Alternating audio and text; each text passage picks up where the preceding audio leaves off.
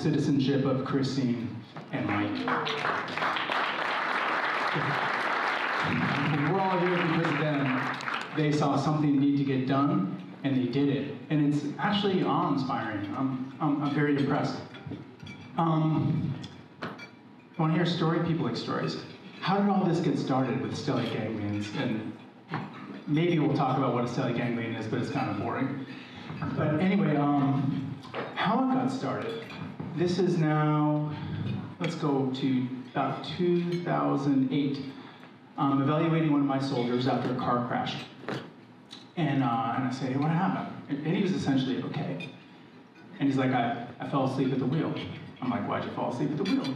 And I have to drag this out of him, as you can imagine, because I'm taking a drug called Seroquel. It's an antipsychotic, a powerful drug. I'm like, why are you, he was one of my guys. This wasn't a unit with everyone had security clearances, and I'm like, why are you taking that drug? And it's used off-label for controlling nightmares and PTSD, and I knew that, but I wanted him to say it. And he was being seen by another Army psychiatrist, and he said, yeah, I'm taking it for my PTSD. And he went on to describe his PTSD was from 15 years earlier during Desert Storm. And it was kind of a classic combo of very intense, it wasn't a long war, but it was very intense ground combat. He was in the thick of it. And his symptoms did not abate at all. People don't know what PTSD is, and it's hard to describe too. It's a memory without a timestamp. So when they kind of remember something, it's not really like you and I think of a memory. It's a right now. They feel the blast rate. They smell the cordite. They have the same raw panic of being in combat. And it's not, there's no timestamp on it. So it's happening right now. And he went on to describe his symptoms had not abated at all. And he said, look, doc, I want to get off these meds. I don't want to do this. You got to help me. And I said, hey, I'm a musculoskeletal. I do spine. I do musculoskeletal system. I go, this is not in my wheelhouse. I go, but I'll keep my eyes open. But I just, we'll do what we can. And it was, no kidding, it was 10 days later. I'm in Madison, Wisconsin at a musculoskeletal medicine conference. And a person who I don't know walks up to me. I know him now, but I didn't know him then. And he was this guy who walks up and says, I was in civilian clothes. I was active duty military at the time. And he walks up and he says, hey, you're an Army physician, right? And I'm like, yeah. He goes, what do you make of this? And he reaches into his pocket and he pulls out a newspaper clipping. Okay. And in that newspaper clipping, it was a newspaper clipping about a doctor who was using stellate ganglion blocks to treat women having post-perimenopausal hot flashes. And he said, you think this has anything to do with PTSD? So my first thought was, bitchy guys, maybe, But really I was like, I actually thought it was like a crazy sounding suggestion. I actually thought it was kind of crazy, but I did. But then I remember me telling my other guy that I would look out for anything that might work. So I said, look, I don't know how this could work, but all right, let me try giving this guy a call. And I called him, the guy from the newspaper clipping. I called him in the middle of the day, which I can guarantee, if you ever call my clinic in the middle of the day, 100% I will never answer the phone. Because I'm busy, I'm seeing people. Well, this guy answered the phone. It was Dr. Eugene Liboff in Chicago. And I said, hey, I'm an Army, I got a question for you. I'm an Army doc. And let me just ask, do you think the stellate ganglion block might have anything to do with PTSD? And he's like, well, it's the sympathetic nervous system. That's the fight or flight nervous system. He goes, it might have something to do with it. It hasn't really been used for that, but it could have something to do with it. So I'm like, okay, thank you very much. And I went back and I talked to, these were my guys. Like I was in the same unit. Like I didn't lose track of these guys. And I went up to him and said, hey, look, there's this procedure. It's been around for about 100 years, but it's never been used for PTSD. Do you want to give it a, and he was like, do it now. Because he wanted, these drugs were really kind of wrecking his life and his ability to have a lot of impacts. And so I'm like, okay. And we did a stellate ganglion block. And I'll never forget it. We did the block. He's still on the table, and he looks up. This is a person that's actually been, it's hard to convey how much suffering and havoc this actually was causing in his life. But he looked up and said, I haven't felt this good since high school. What did you do to me? And that was the first one I'd ever done for that indication. And I was like, huh, that's weird. Oh well, let's see how it goes. And so I was going to continue following him, but I just thought it was weird. Okay, so that worked. Maybe there's something to this. Now, a week later, into my office walks a Marine. He's 27 years old, fit, strapping guy. And he says, hey doc, doing that look of maybe, and he goes, can I get some Viagra?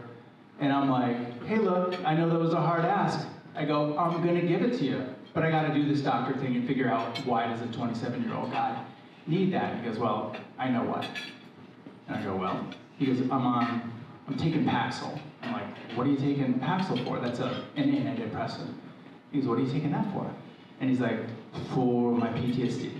And then he went on to describe, he was in intense ground combat in the Battle of Fallujah, without going into details. And but he came back from that deployment, and what'd he do? He locked himself away in the upstairs bathroom, away from his wife and 2 daughters, who his wife put up with that for about a year, and then she left with the 2 daughters. His marriage was over. And he goes, that was now 3.5 years ago. And he goes, and I met someone, and I'm thinking of starting dating, but I'm just worried that I won't be able to have sex because of the drugs. And I said, hey, I just did this thing to this guy, and I don't know really much about it, but he's like, do it now. And we did it. And then I tracked those guys, because I didn't lose them. These are my guys. And I just thought it was, okay, this is weird. And they were off all their meds by 1 month. We tapered them off. And I followed them out to 3 months. I still kind of didn't believe it. I was still skeptical myself. Followed up to 6 months, and they were still feeling great. They're like, I'm better. And I'm like, does anyone else know about this?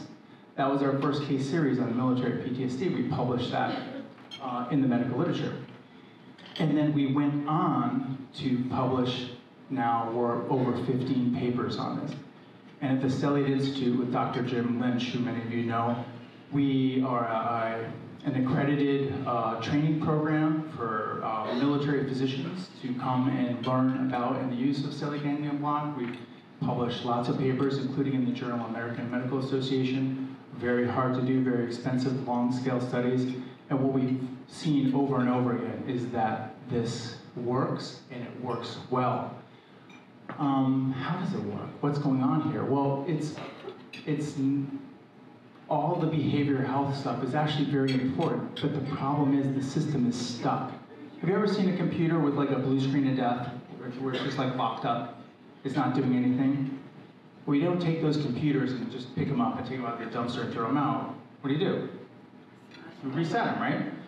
So what happens, and just really briefly, when the fight or flight nervous system gets amped, these parts of the brain that control it amp the body.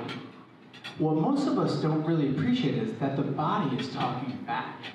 And the body is talking back in ways that can come through this autonomic nervous system that can overpower your cognitive part of your brain. So there's the autonomic nervous system that's running in the background, controlling complicated things. None of us are thinking about breathing right now.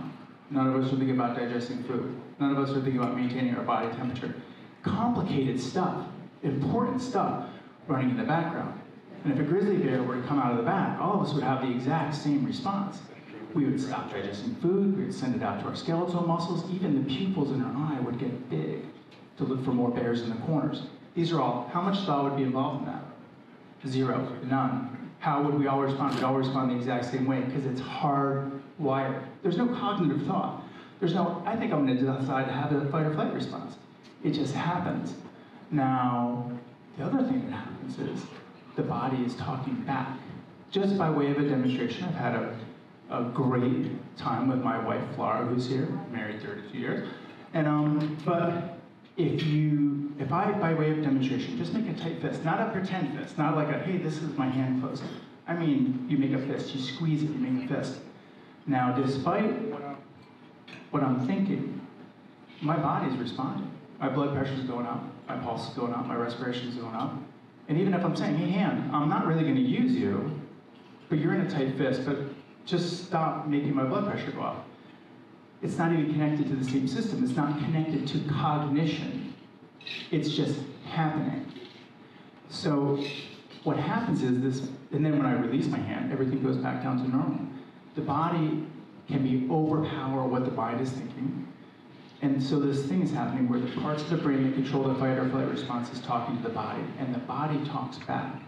Well, this system, normally we're designed like it used to make me nervous watching, it was Mutual of Omaha, Wild Kingdom, to date myself a little bit, but say like Animal Planet for younger people, where the lioness would be chasing the gazelle, and then the lioness gives up the chase, the gazelle runs like another 20 feet, it's still in the frame of the camera, and then what's the gazelle do? It goes back to grazing, right? It can't afford it. We're designed to switch back and forth. Boom, fight or flight, boom, rest and recover. Boom, fight or flight, boom, rest. It's just designed to smoothly switch back and forth. But anyone can get looped where the system now is stuck in the opposition. The brain is amping the body, body's amping the brain, and it doesn't turn off, it doesn't flip off normally. This can happen from one big trauma. This can happen from lots of little traumas. This can happen from trauma far away, long ago. This can happen from trauma recently. What flavor of trauma doesn't matter. Physiologically, it's all the same to your body. And there are all kinds of horrible flavors of trauma out there. But they physiologically all respond the same way. Your body is now looped, it's amped.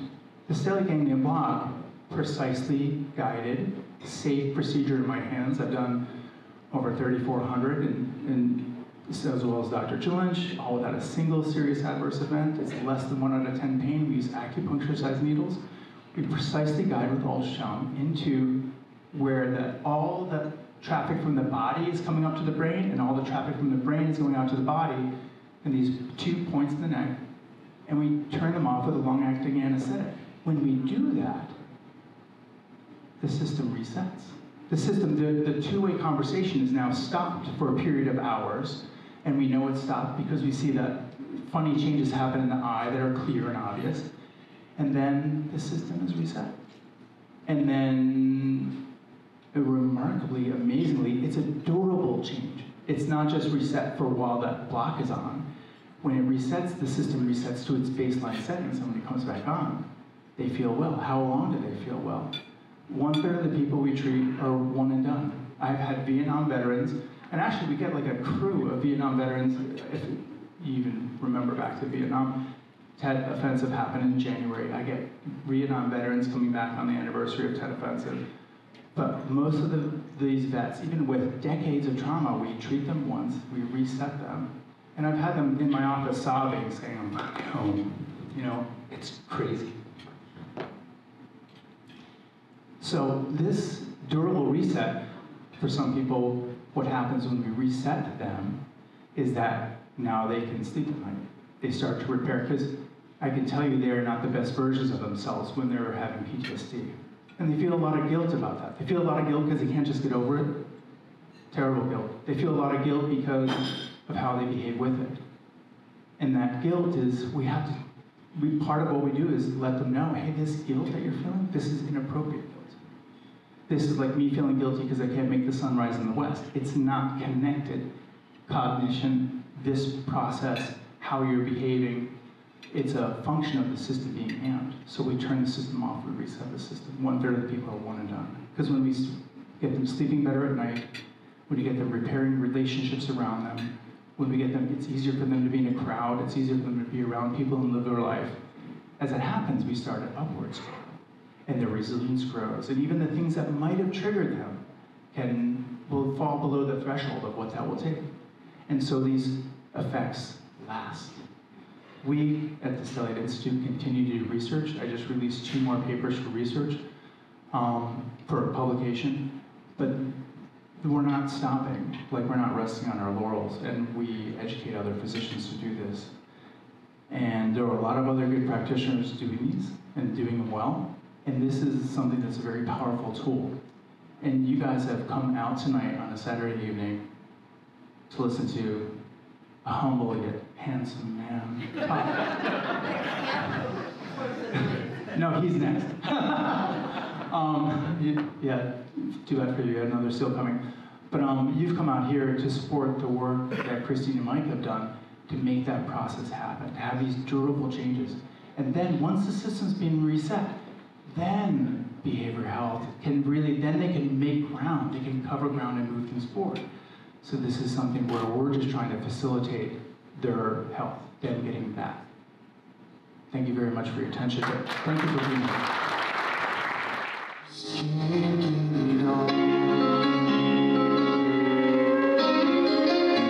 And thank you to all of you for saving a whole lot of veterans' lives.